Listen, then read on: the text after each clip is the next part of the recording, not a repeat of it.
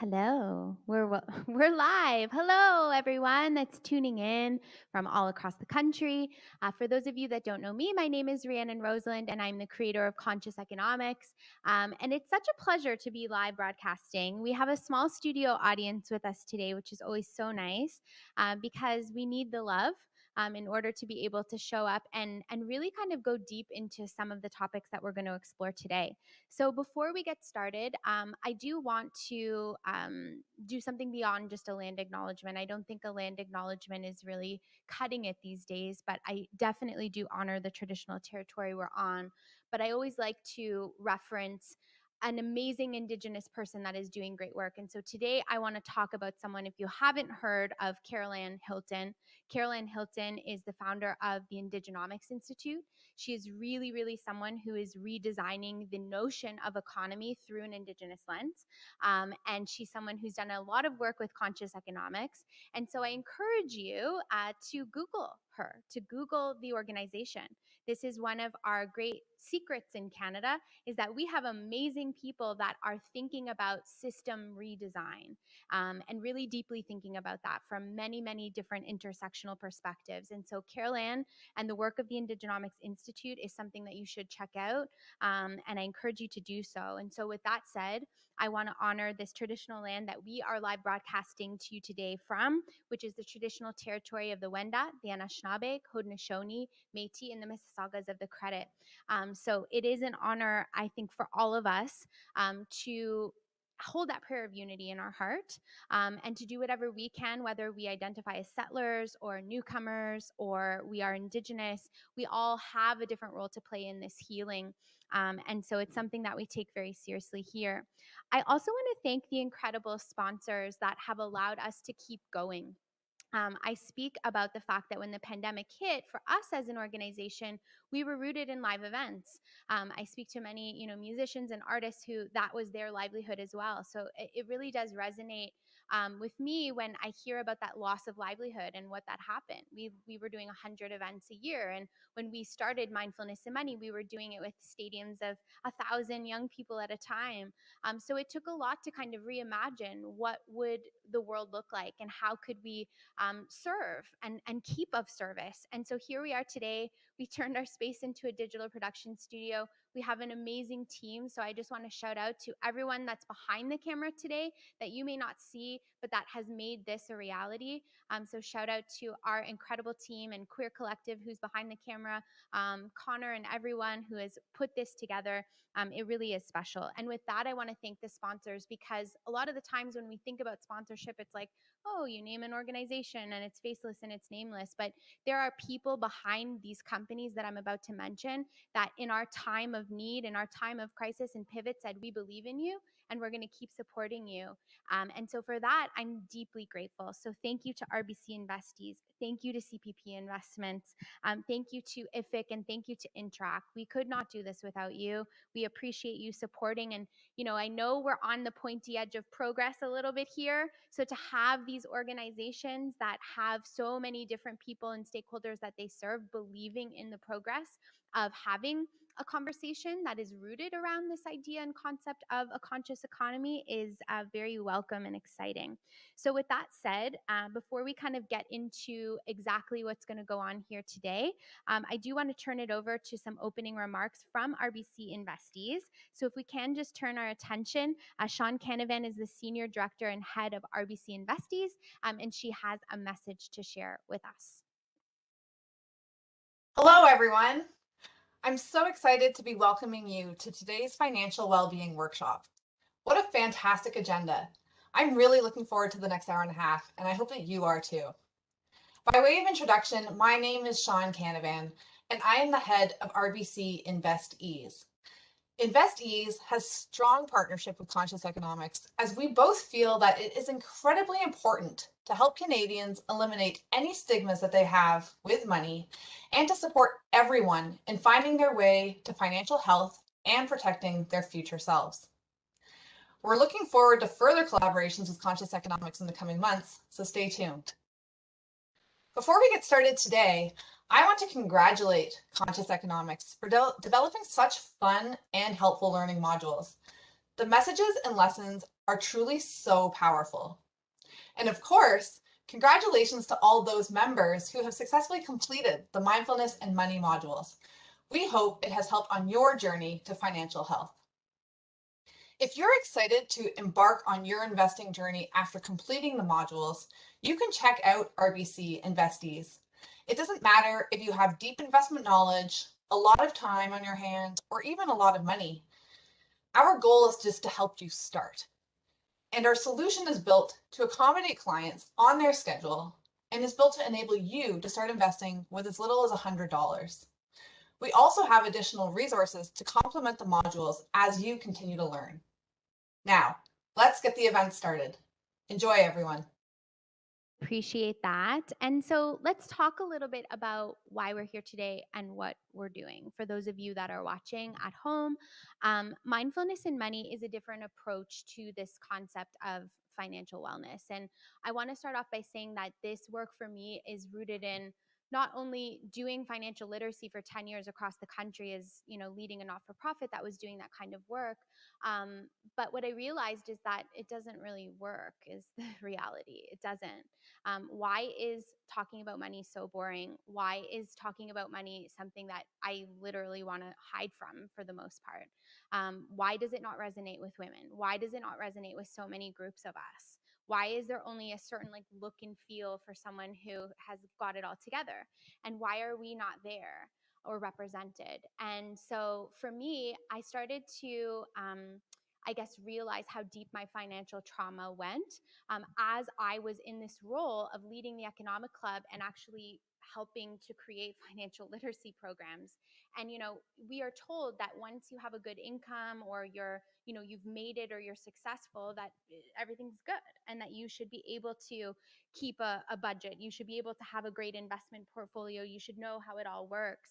But the truth for me was, beyond the fact that I had so many resources at my fingertips to really understand the bricks and mortar of financial literacy, I continued to make the same sort of patterns and mistakes over and over again. One was that I felt very uncomfortable once I got into a position where I was earning more than my family ever had before. I felt a lot of guilt about that, and I didn't know how to hold it. I also had a lot of emotional trauma from growing up in a household where money was the source of why my mom was hit. Money was the source of why people were struggling with addiction in my house. And so I had this feeling that I hated money, that money was the root of everything that hurt, that money was everything that was painful. And I became sort of, I want to say almost manic in the way that I would work with money. I would have points where I felt this scarcity feeling where I had to hoard everything. And then I had other feelings where I wanted to prove myself that I was worthy to be in the rooms that I was finding myself in. So I felt like I had to disguise myself in some way. Like I had to buy clothes that had a certain label, or I had to present in such a way. And so I root back to an early memory of changing schools in grade 6. So I was in one neighborhood growing up where it was more of a mixed school. It was mixed socioeconomically and racially, and you could kind of be.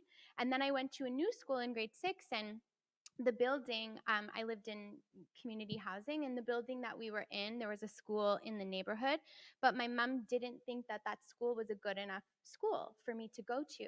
So she found a friend that was living literally on, I want to say, the other side of the tracks, and asked her if we could use that address. So I was sent to a different school with a group of people that were at a completely different socioeconomic status than I was. And although I may have looked like them in the sense that many of us were white, I was not from the same space. And I felt this deep amount of shame and unworthiness. And I remember when I started to make friends at the school, when parents would want to drive me home, I would lie about where I lived because I didn't want people to see. And I'm sharing these deep things with you today because I think that it's this kind of bravery that we need in order to be able to step into a space where we can actually examine what is probably one of the most fundamental aspects of our society, which is money, currency. You know, it's the reason a lot of us get up in the morning. It's how we sort of make ends meet, put food on the table. It's what we're striving for. But I really do think that there's a part of that conversation that has gone it hasn't been explored in the way that it needs to be. And there's such an emotional and social aspect to this work. And so when I first kind of came across this concept of, okay, how can we bridge this mindfulness, this emotional currency into this conversation? Mindfulness and money was sort of born from there. And so, but it has evolved in and of itself. And like I said, we started off in, kind of stadium events with, so many young people from all across the city coming in to pilot this.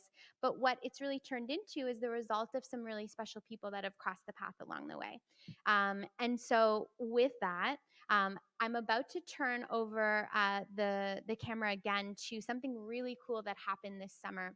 Conscious economics really believes that a new economy is possible, and that the foundation of that new economy is about balancing the well-being of people with the well-being of the planet, with the well-being of profit, so being well with money, and art.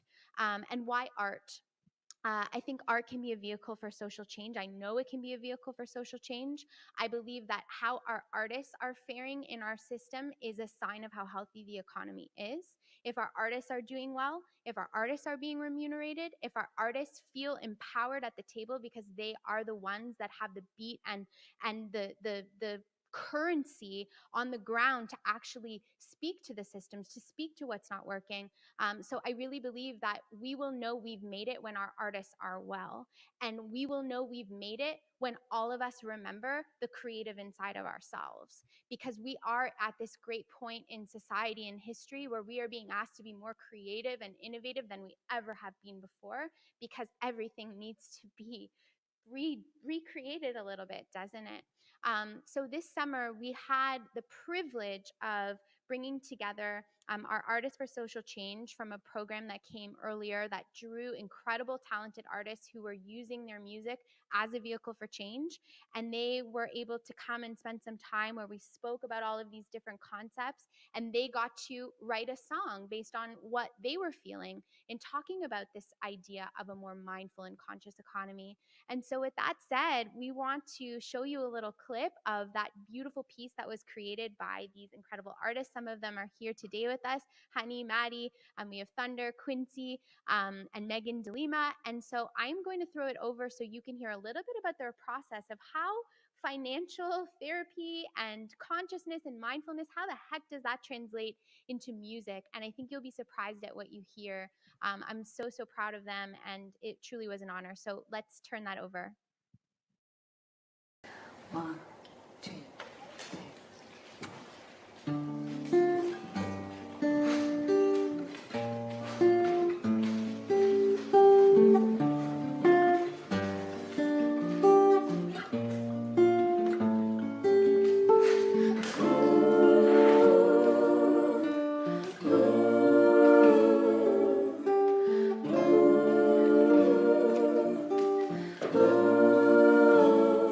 The conversation we had when we were writing the beginning of the chorus, we were like talking about turning inwards instead of outwards, learning how to, I guess, be with ourselves and love ourselves more and do that.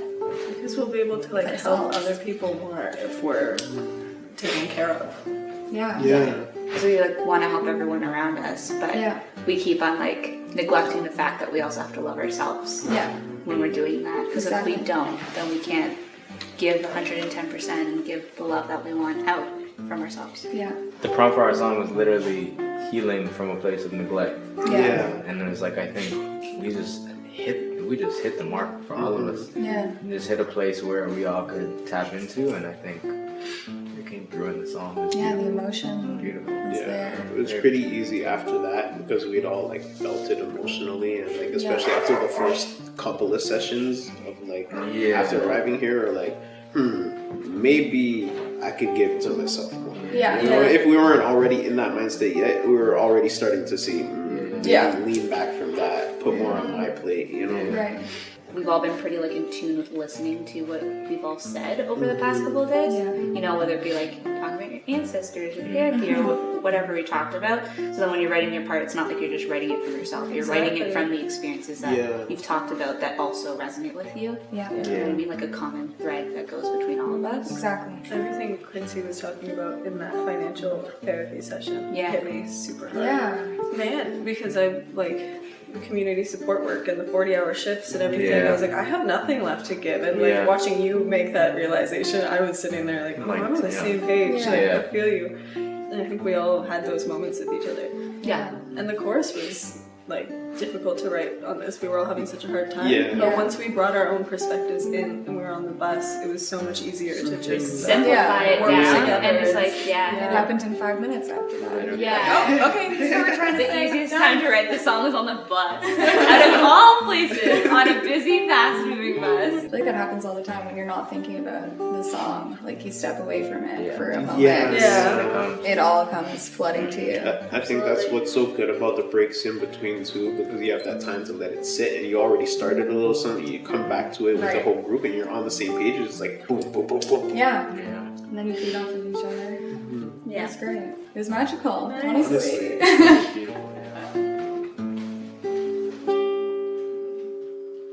All the artists that you've seen so far were so different, right? We all make different types of music, but our hearts are we're all the same. We all connect to each other well, and so we hope that you will hear that on this song, and I hope that when you look around, you feel that as well. When you look at all the people around you, when you look at all the different cultures that came here, all the different vibes, the personalities, different things that you see around you, we hope that you can feel what we felt when we met each other and we connected to each other and we got to write and perform and play and practice with each other.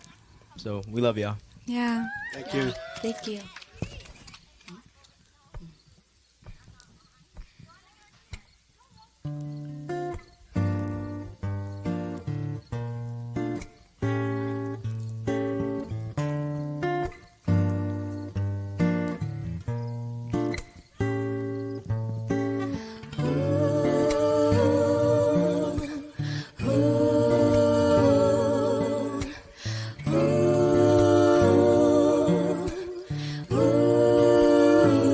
Where have I been?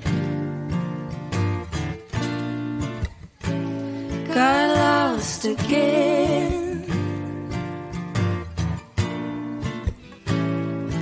Running through the dark, I'm tripping over parts of me. I give our love so hard.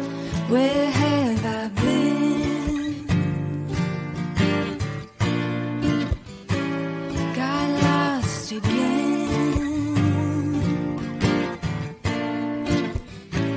Climbing up over the hill, rooting down, I start to feel the current swelling me. I've been looking everywhere else. I'm tired of searching outside of myself. I've been looking everywhere else. I'm tired of searching outside of myself. Oh, I uncover my own urgency. Rush to the studio like it's a damn emergency. I want the art to flow like rivers into currency. Water wheel, let the environment heal itself and work for me. Done with the lazy fear, I'm switching up the surrounding. Gotta let it feel the passion. If I cannot feel myself at home, now what the hell is happening? Damn, all this disconnect. Well, I sit here, let the bills collect. The world has never stopped moving. Take for granted how I'm improving. Supposed to do it for the love. When it's not enough. Get lost in the pressure, makes even doing it feel tough. Oh, I don't care. Ninjas never scared. Power over fear. Mirror life so the artist breathing. To the waters and start your healing while I've been looking everywhere else. I'm tired of searching outside of myself. And I've been looking everywhere else. I'm tired of searching outside of myself. When I close my eyes, there's so much more to see. All the pain is gone and now and more to believe. And how can I live the life I wanna leave when I'm loving myself and not me? Oh, I keep running from myself, but I can only save me, nobody else. I know I am worthy, I know I am strong, I know there's a place where I belong. Yeah. Traveling from a foreign land where no one else came from. The person that they think I am is someone I know I've been trying to run away from. I'm laying down in meditation. I hate the fact I'm on vacation. With people dying on the television, don't you tell me this is bad, no income. No, my body ain't no kingdom. Heart perforating like a Prince song. Tears pouring down my soul and I know my throat don't want to sing songs. How can I feel at home now when all I feel is more alone now? Wish I had more love, wish I had peace, wish I had hope now. So that's why I've been looking. I've been looking everywhere. I've been looking everywhere. I'm tired of searching outside of myself. I've been searching everywhere. I've been looking everywhere else. I'm tired of searching outside of myself.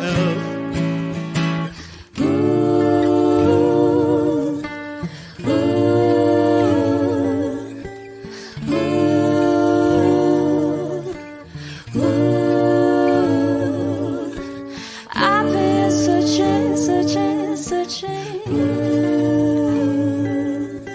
I've been searching, searching, searching.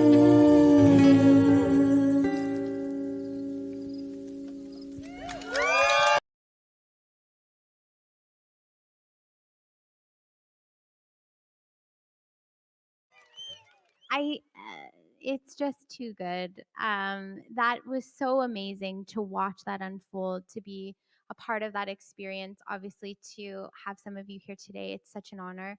And again, the message of that song, the message of the music, really being that in this time of change, the answers are inside of us now. And if we can clear the space to tap into where our hearts are pulling us. And I know that that seems weird to have someone that's talking about an economy to keep using this word heart and intuition and creativity, but that really is, I think, what's required in this moment, is that when we can create the space to tap into ourselves, that wisdom is inside of us already, and we can feel when something is right and when something isn't, and we can sense when something needs to change and when something, ought to change. And so as we sort of lean into this time of now and we see how our economy has been torn up and torn apart by a global pandemic, and we've seen this veil be lifted over all of these pieces of the system that weren't working to begin with, whether it be for folks on the front line, whether it be for women, whether it be for our Indigenous people in Canada, we know that there's this moment now where it's time to do it differently. And I don't think we've explored yet as a collective working from that space. And it's time. And so what you're about to witness today is really special. It's a new approach to this topic and this concept of financial wellness. And it really is inspired by the incredible woman that you're about to meet that's going to lead this session, Asil El-Baba. Asil and I had the opportunity of meeting over the course of the pandemic. And again, it was one of those moments where you come and you meet someone who you've seemingly just met for the first time, but there's just such resonance that you actually feel seen in a different way, in a way that feels really true. And that is exactly what we had. We had this moment where we connected in such a deep way. And, she told me my mission, my life's purpose, why I'm here, is to help people heal their relationship with money. And I was like, what? Come on over. Like, that's absolutely, it's so unique. It's such a unique approach. And I had never heard of this concept of financial therapy before. I didn't even know that existed. But once I understood about it, and as I started to learn from Asil, it just made so much sense that financial therapy be a cornerstone of something that we offer here at Conscious Economics. And how can we democratize that? How can we help more and more people access that? And so this is, some of the unique things that we're working on right now. And the participant who's going to be in this live financial therapy workshop today is another incredible, powerful economic healer, I'm going to say. And that's Melissa Allen. And again, I kind of felt like I manifested Melissa. I was like, there has to be someone who's in the venture capital space, who's on this frequency, who's coming and building from this heart place. And then I met Melissa, and I remember the first time that we connected, it was like we could talk for 10 million hours. And why I think it's so brave, Melissa, that you're coming up to do this. You are your own expert in your own right, and you are an incredible, venture capitalist. And I don't see women that look like you occupying that space and role. So that is so conscious economics to begin with. But I think what's really beautiful about you coming up here today and vulnerably, being a participant in this financial therapy workshop is that you have done a lot of this deep work, and now you're able to share from this space of you going through the layers of your own life. And I so believe our stories are medicine. And I so believe that the deepest struggles that we've faced are really, truly the gifts that we have to give. And so I think that this is that full circle moment of knowing that there's so many of you at home from all across the country that are watching us here today. And what you're about to witness is something that is real. Something that is coming from a real, honest place. And it's about time that was, at the back and the cornerstone of this kind of conversation. So I'm so honored and thrilled to be working with all of you. You obviously can feel that. And I'm just so excited about the movement that we are all creating to stand more fully in ourselves and in our truth and be able to create these new systems. So with that said, I'm going to turn the stage over to Melissa Allen and Asil Albaba, and they're going to take it away. Thank you so much. I'm still feeling the goosebumps from that song, so I need a minute to adjust here. But thank you so much for this wonderful opportunity and introduction, and I'm so honored in your presence, Melissa. Likewise. I love absolutely connecting with people who get it, because one of my favorite sayings actually is, for those people who believe no proof is necessary, and for those who don't, no proof is possible. So being in this room and on this virtually with us today, you're part of this community, because you get that approaching the topic of money has had us excluded from the conversation for so long, and we just needed different tools. And today is just a sample of what that can look like. So thank you so much. Again. My honor. Yeah. So we're going to get into it in a bit. But before doing so, I wanted to just spend a few minutes explaining to you what financial therapy is and how it came about into my life. So I used to be a financial planner on Bay Street. I managed a portfolio of almost $100 million and clients who varied on the socioeconomical scale and net worth and income. So I dealt with high net worth, but I also was supporting individuals who just started, investing and, came across money through sudden wealth on some level. And over and over again, my clients kept referring to me as their therapist. And after a while, I started realizing there's so much truth to that. I'm using my the box of napkins in my office more than any other tool. And I felt so inadequate because I didn't feel that I have the tools to help support with their emotions and with the things that were actually coming up, because people enter my office thinking they're talking about money, and then they end up talking about relationships, self-worth, their career transitions, major shifts that are happening in their life, and everything else that money really intersects with. So I took that feedback very seriously and went back to school to become a psychotherapist. I'm in my 4th year of a 5-year psychotherapy training program. And only after that, I came to realize there was a financial therapy association that was established in the US after the 2008 crash, when obviously we started realizing the importance of this approach of multidisciplinary fields, approaching it from the mental health and well-being side, but also rooted in the practicality that money obviously deserves the attention. So I joined the Financial Therapy Association. I'm one of the few Canadians on that. And our vision is to really help people approach this complex topic of money in addressing how they feel, how they think, how they communicate and behave with money. And not just necessarily understanding the practical pieces, but the way this topic intersects with all the identity of who we are, and honoring the lineage that we come from, the traumas that we deal with, and the emotions. So there's no one way of running a financial therapy session. I usually work with whatever comes up for the client, but I did prepare today an art therapy exercise that we can explore. And I invite you, if you're watching us, if you have a pen and paper handy, you can absolutely participate in this as well. And for those individuals who are with us today in the audience, you have pens and papers around. So I'd invite you to participate with this exercise with us. And do you have a pen and paper? I'm going to grab it. It's right there. Okay. Awesome. You feel ready? Thank you. Before I get into it, I actually want to lead us into a very mini meditation here, just so we can get into our body, because we're not talking about practical, rational, cognitive things here. We're really tapping into our unconscious, and we're tapping into our body. And these are tools that the system had prevented us from really honoring over the last few years. So it's really important that we bring this forward into sessions when we talk about that. So I'd invite you to feel grounded in whichever way you're sitting. If you're cross-legged or if your feet are on the floor, just feel your feet. And I would invite you, if it's accessible for you, to close your eyes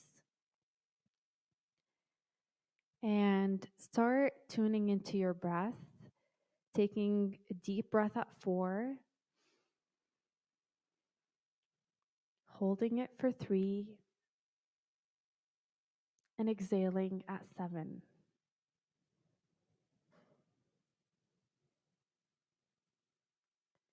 So let's do 2 more of that. Inhale at 4, hold it for 3, and exhale for 7.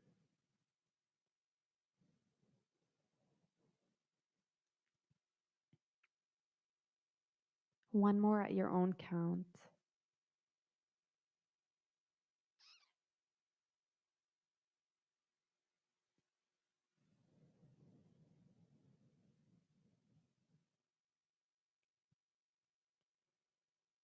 And as you feel more relaxed and grounded in your body, honor yourself for showing up today. This topic isn't easy, but you're here. Feel your arms wrapping around yourself, just showering yourself with love.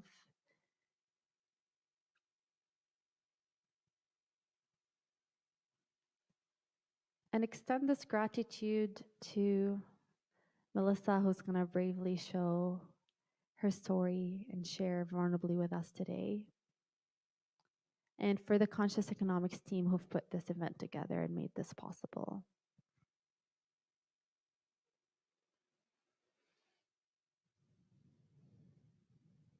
Soak in that gratitude, and when you feel ready, you can open your eyes.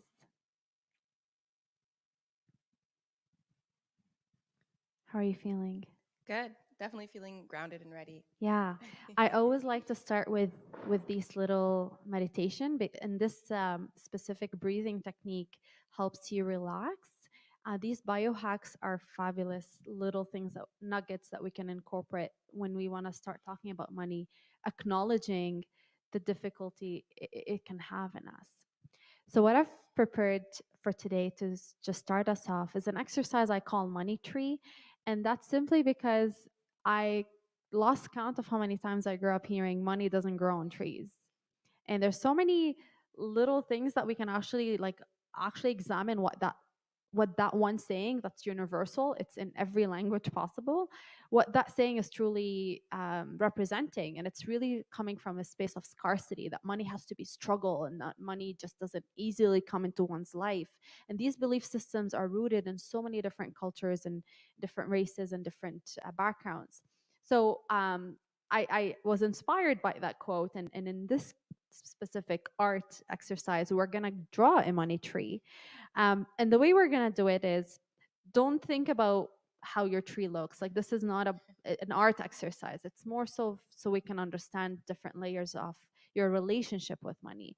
So when you draw the tree, I'd love for you to focus, draw the things that are working out for you in the roots, so you can express that through words. Like, for example, if you have a good savings account, you can just draw a root that represents that and say savings account on it. If you feel, let's say, secure with your relationship with money, you can write secure in the roots. And the things that you're not happy about, the things that cause you anxiety, the things that you want to change, represent those in the leaves. So don't overthink it. If one hack as well, some individuals believe that using your non-dominant hand is a better way to approach art, so that you're not really thinking about the drawing and you're accessing your subconscious mind even further. I'll leave that up to you if you want to use your dominant hand or not, but go ahead and draw the tree. I'm going to give you a few minutes to do so. So to reiterate, the things that are working out for you in the roots and the things that you'd like to change in the leaves. Great exercise. All right, just a few minutes to do that. And of course, this is when my pen decides to go out. Thank you. You're welcome. Thank you.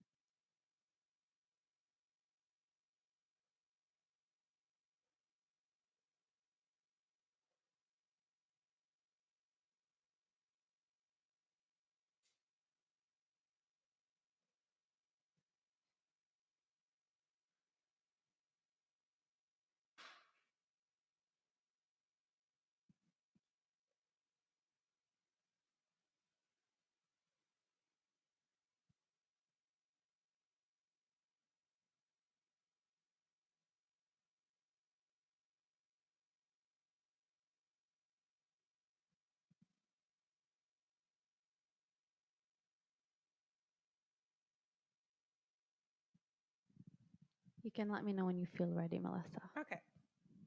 Okay, let me just think a little bit more.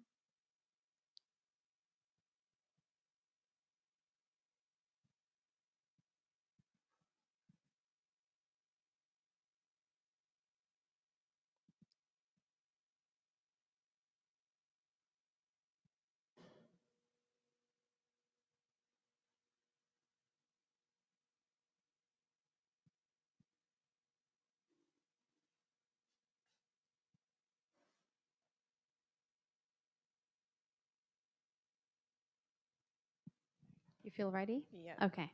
So, so obviously you can take your time going back to this exercise and continue working on your tree. But for the sake of time, we'll get started in your process. And even though Melissa right now is going to go through her own process and she'll uncover some of the things that we will talk about, I just want to put a few guidelines out there for everybody to be aware of. You can draw something very similar to Melissa, and it'll mean extremely different thing for you. This is not like we're interpreting, if you draw this, then that's what it means. This is not how this works. This is simply a tool that helps us explore whatever comes up for you. And because we are very unique, it's extremely personal to us. That interpretation is the meaning you give it. And I'm simply gonna observe what comes up and ask you questions so that you can undergo your own process. Another thing I would like to share, Melissa, is that I honor whatever emotions come up for you. This is a safe space for you I might cry. to explore, and it's welcome. see. But I also honor the boundaries that you set. So everything I mention is always an invitation, and you have the ability to say, "I'm not comfortable going there today," or like, "This is where I'd like to stop." So you have the ability to do that. Sounds good. All right. So are you comfortable sharing your tree? I am. Yeah. Let me just it might be hold TMI in it. some places. So I'm but not that's sure okay. if people can see it from there, but this is from Melissa's tree. Okay. So the first thing I'm curious about, first of all, walk us through your tree before I ask any questions. We'll start with like the positives, and those Okay. are the roots. So the first thing I wrote down was love. I wrote it on the left hand. I have chicken scratch writing. Sorry, guys. Love, because I have an amazing husband who's so supportive of everything I do. So a lot of you have met him, and he really is like a huge part of my roots. And my relationships too, and that just means my friendships, which I think I have down there as well. Like you, Asil, you, Rhiannon, like all of you who I've met and who I know. So I feel really blessed and rich in that way as well. Like even just privileged to be here. And my career, like, and so you all have seen it on like social media, and I've talked to so many people about it. It's been up and down, but I've ended off the year on a bang, and I'm so excited about what's to come for 2022. Investments I have. So investments to date, I'm really happy with. Things are looking good. And then my home and property. So I have a home that I love, and I've decorated just so I'm really comfortable there. And it's in Toronto, and I feel extremely privileged to have been able to purchase my own home in Toronto. So those are the positives. So before we get into the other side of your tree, let's explore this a bit more. So I'm actually curious about how you drew your roots. So even though you highlighted the words very obviously, I'm also noticing that there was no leaves, and you just drew words, which is, there's no right or wrong. Like some people don't end up writing a tree; they just write words, and that's fine. We just get to explore. Interesting, very interesting. And what hit me actually was that the discussion around money.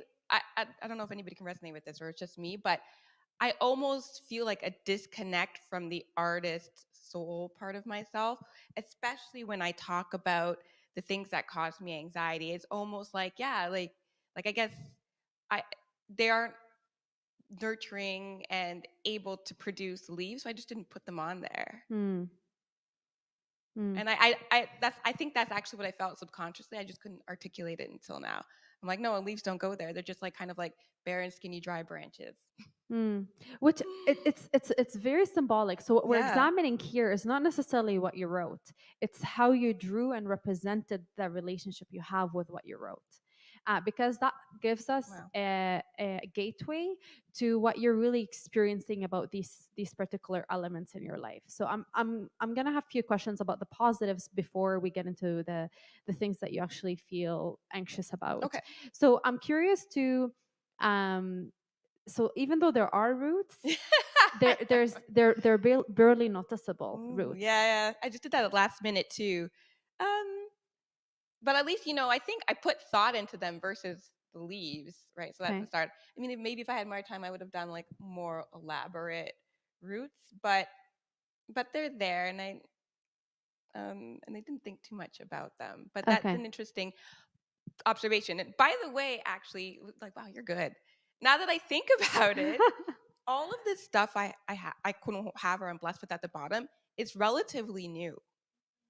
I just got married this year in June. I met my partner. Well, I've known him since 2017 at the beginning, but we didn't start dating till right before the pandemic. I met you two during the pandemic. I reestablished and a lot of old and important friendships I have. Shout out to Devin during the pandemic. Career too. My career really took off to a place where I'm so happy with it just this year. Before then, I spent like my 30s being completely miserable in my career. And investments, I got some returns this year on some on a VC investment I made, so I'm happy there. So yeah, all of this is relatively new. So wow, maybe that's why I just put a thin little line. Mind blown. And there's no right or wrong approach, but honestly, how we articulate our emotion isn't something that we're ever gonna observe on just like accessing it from a rational perspective. This is why this exercise is powerful, because it helps you establish the true connection in the relationships you have with these items. It's not to take away from the fact that these elements exist in your life, but it's more so, how strong is that foundation? How strong is the emotion I feel about that? Yeah, you probably saw there was some resistance in me articulating the positive emotions as having roots that are thin, until I realized that it's because they're new. They're just starting to really take hold and become my foundation in who I am. Absolutely. And that's a very obvious observation that it wasn't to me. No, but it's very like I said, this is the power of these type of exercises, right?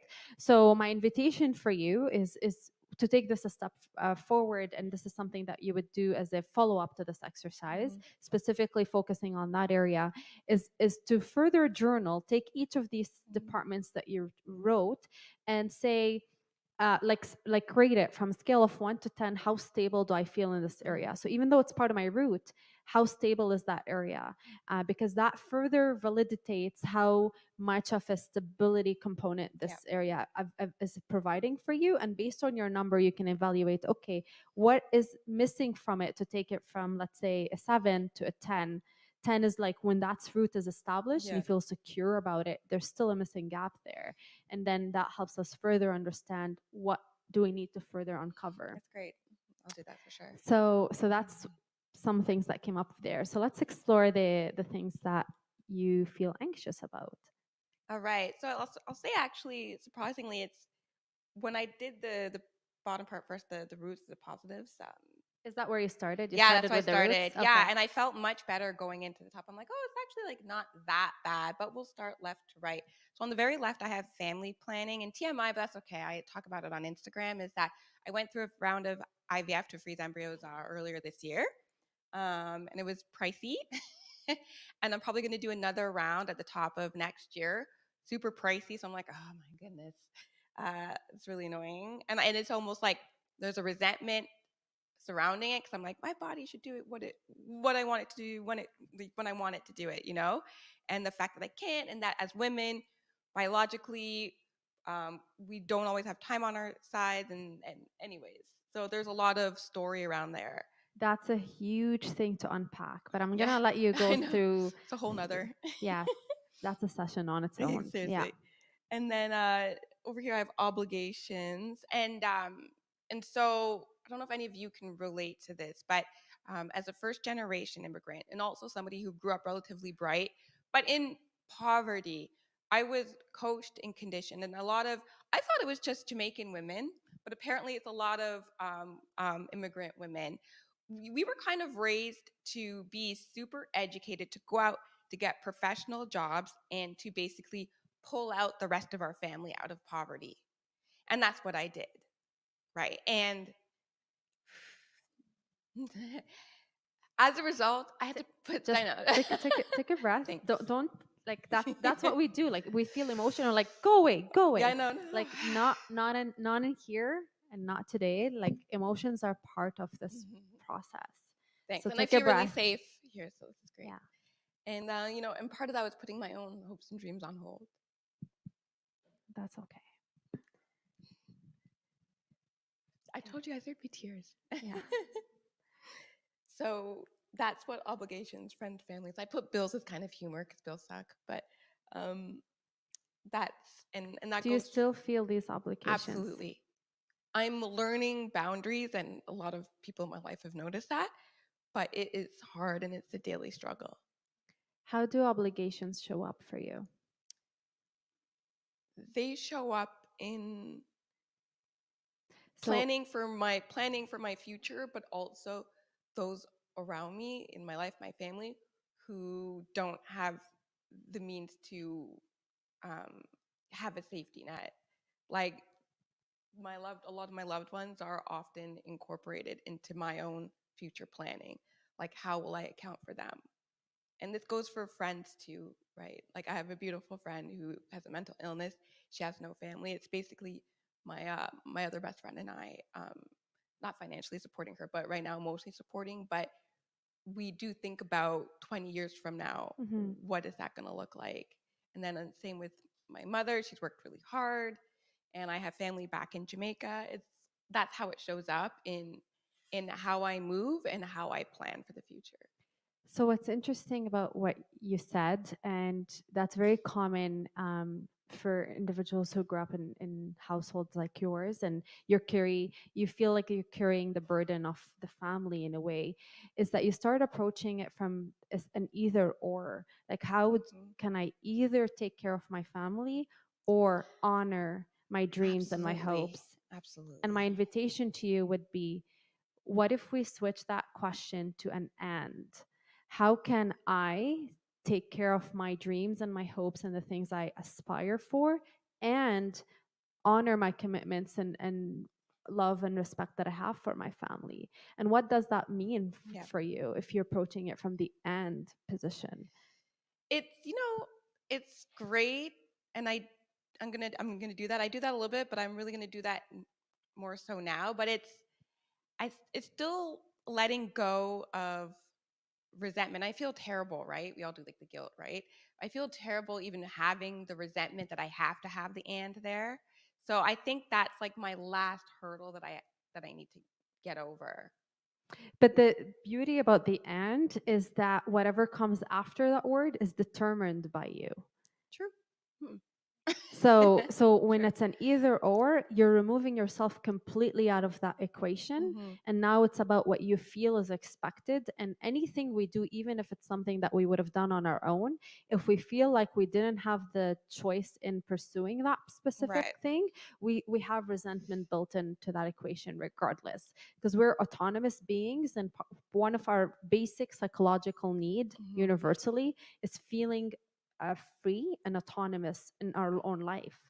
So when we're approaching financial decisions, and that's across the board, and we're feeling a sense of obligation, and that's very common between parents and child dynamic, even vice versa. When a mom feels that I can't afford this thing for myself this month because I have to buy my kid this, and if this is a repetitive pattern where she's constantly neglecting herself, then these things are constantly showing up in a way that's taking away from her joy and fulfillment of her own money. She's the one making the money, right? So it's all about flipping this question on our head, because when we are breeding in scarcity and approaching it from a scarcity perspective, it's constantly going to be an either or, and we're constantly removing ourselves.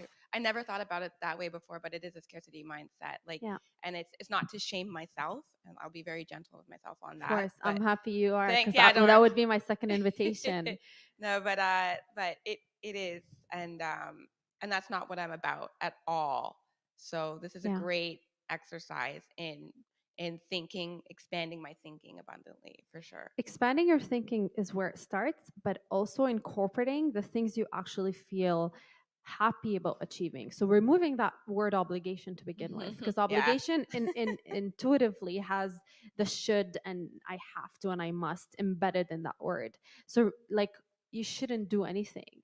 You want, like what is it that I want to do is how you can start exploring that question. And once we actually have clarity around that answer, then we can brainstorm resources and ways and means to get there. And it's more empowering, and you're in control, right? It's of your own life and decisions you make. So it's definitely helpful.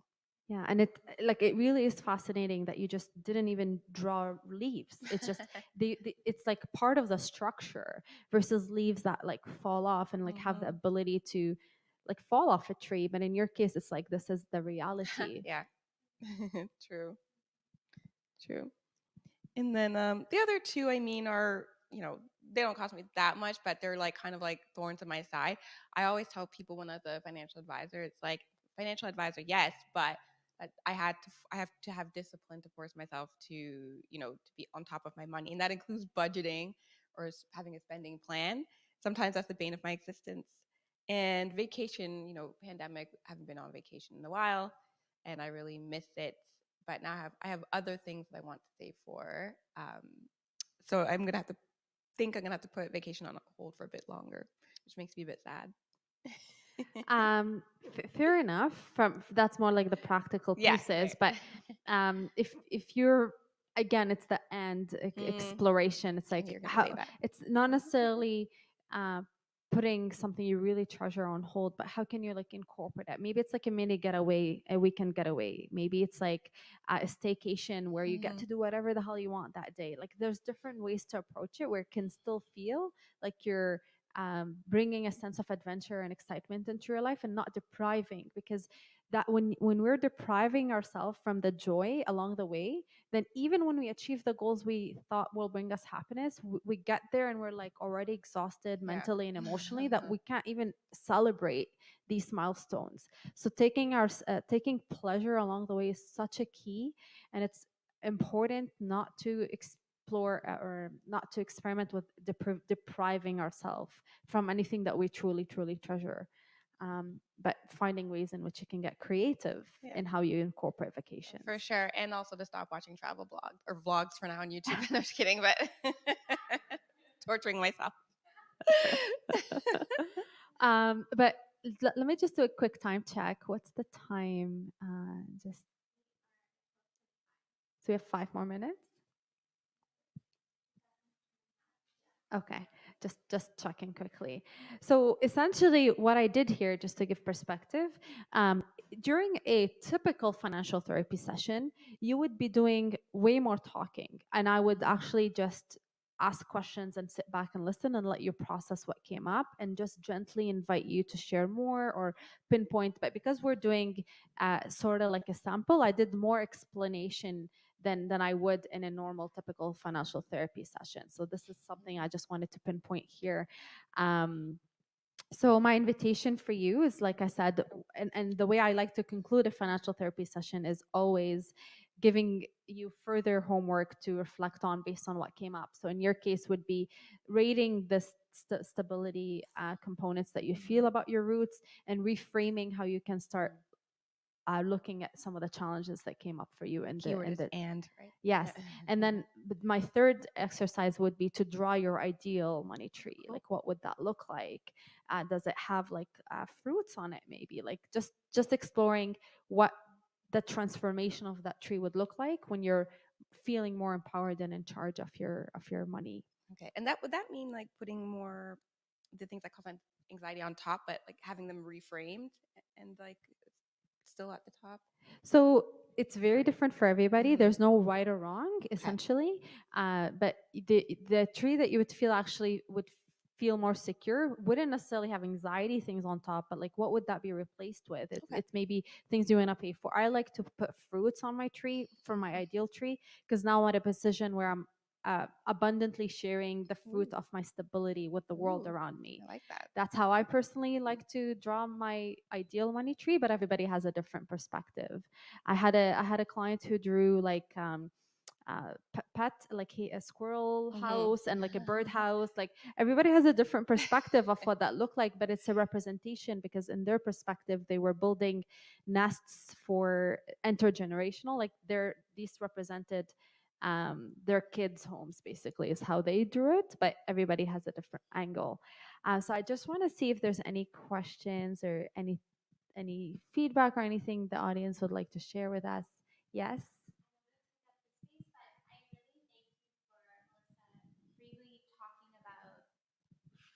Talking about that feeling of obligation. And I know that this is a common theme that comes up, especially for those of us that are for the first time trying to build generational wealth. And we conscious economics really believe that it's important that people have the opportunity to build their own generational wealth, but there comes this this divide in families, and it's happened for me as well, even in never mind just money, in education. So being the first person in my family to be educated formally, I remember this disconnect where like it was almost like, oh well, you're too smart for us now, or you're too good, and it's like this guilt or shame for the success.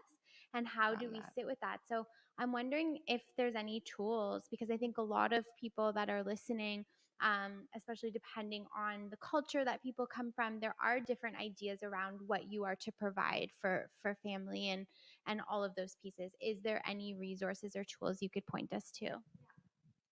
Absolutely. Actually, we did a bit of a podcast episode on this around financial enabling, which is essentially when helping hurts. So you're helping others, but you're really hurting yourself.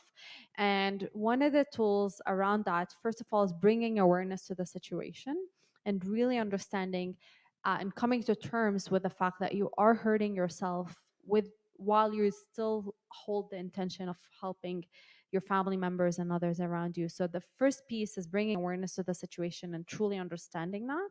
And the second layer is understanding, looking at the facts. Like, are you the only source of help? Like, sometimes we are living in situations that we imposed on ourselves or other people imposed on us, but it's not necessarily the only situation that's feasible. So are there any, like, looking at the face value of the situation would be the second piece, because a lot of the times we think something is true, and I ask clients, is this true?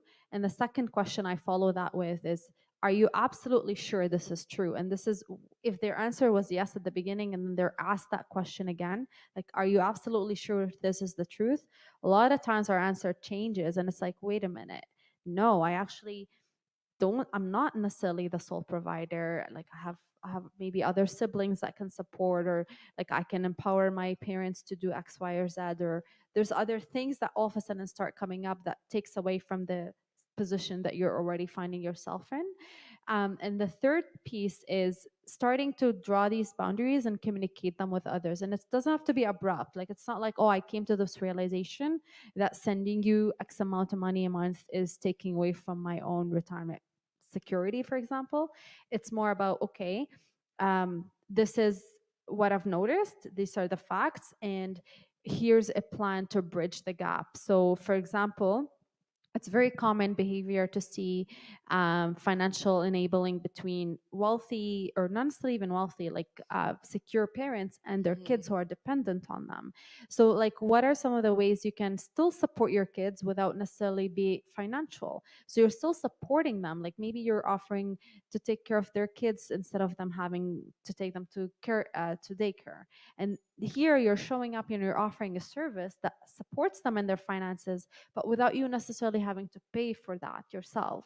So getting creative and coming up with creative solutions where you can still show up to the people you care about, but not from a sense of just obligation, because these are things you feel like you want to do, and that is the first part of the reframing part, and then getting creative in how you can do that in ways that sustain you financially. And it is work, it's not easy, especially in certain cultures where family systems and your collective responsibility is so ingrained in you. It's a very important piece to also work on these cultural beliefs that we inherited, and which part of them are truly honoring our authenticity and which parts are not. Because the last thing I'll add to that is we simultaneously have two innate psychological needs that we're trying to achieve at the same time, and that's our attachment. We were born with that attachment style, and we need attachment to survive. It's embedded in our survival. But at the same time, we have our need for authenticity, and that's our ability to be true to ourselves. And it's the dance between these two needs that determine where we flow and how we behave with these decisions in our lives, between attachment and authenticity, because sometimes they feel contradictory to each other. And it's understanding how these things show up for you as well. Yeah, great question. Well said. Do you have anything that you feel like, anything that is that you feel is not addressed, so we can properly close it before?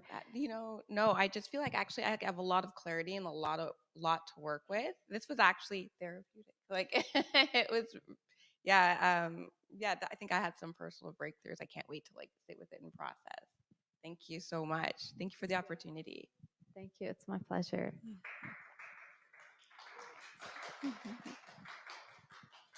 So I'm going to just turn things over to Karen.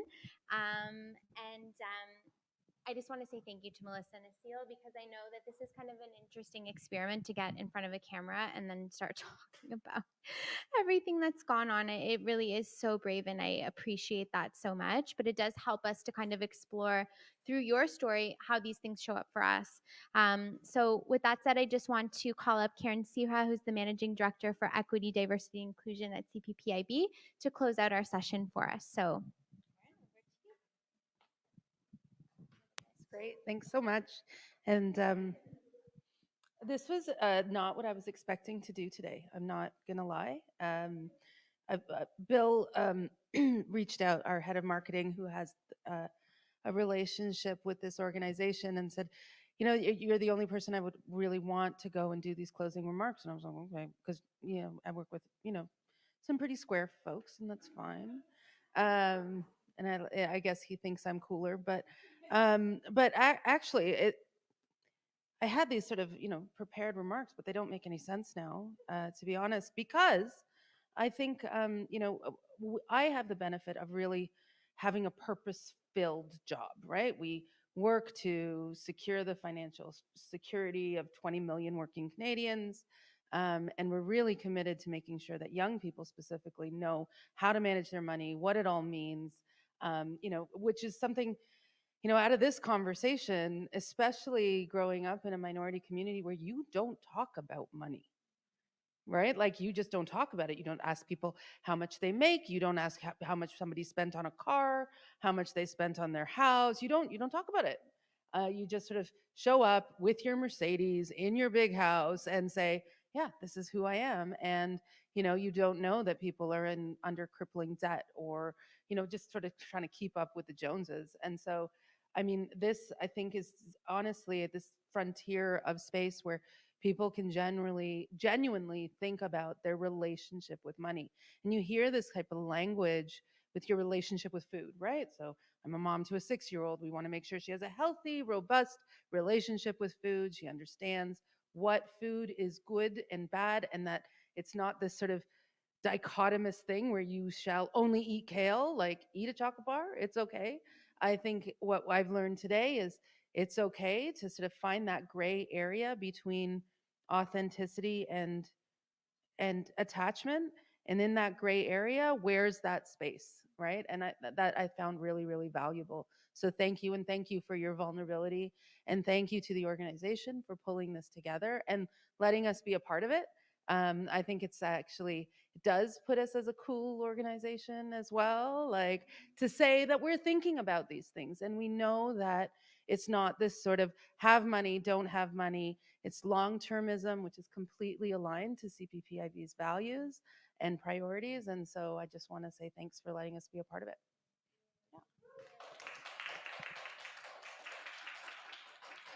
So that is a wrap. For all of you that have been watching at home, please do check out the Mindfulness and Money modules. They're available now on our website. We encourage you to do them, work through them, ask yourself some of these questions, go through the activities.